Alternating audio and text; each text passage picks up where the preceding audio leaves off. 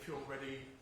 Ladies and gentlemen, thank you for joining us here at Carlton Gardens. It is a pleasure to...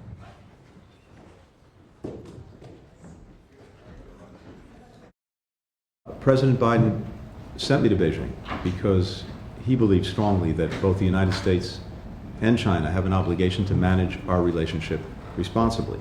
And that starts with strengthening lines of communication across our governments, exploring and making clear our positions and intentions in the places where we have very significant differences, and also looking at where we might cooperate together when it's in our mutual interest, and often as well in the interest of many other countries around the world.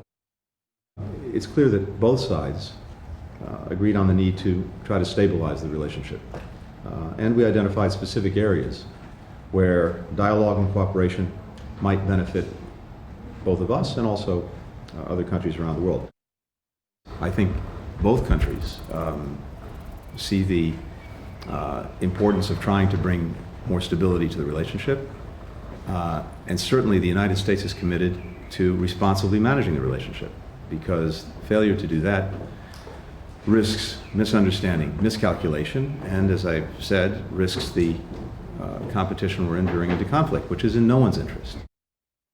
China also sees a utility and importance in having greater stability, but a lot of work remains to be done, and of course there are very profound, very significant differences that we have to continue to manage through.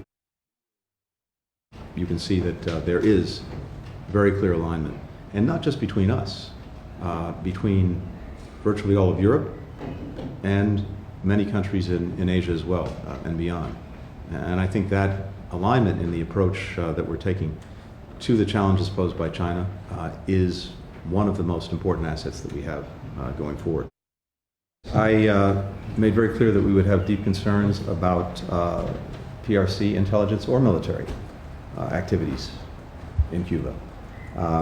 Since the start of this administration, we have engaged a number of countries where we've seen consideration of having some kind of presence by China, intelligence, military, and we've engaged in a number of diplomatic efforts in that regard, and I think they've had some success in slowing down these efforts.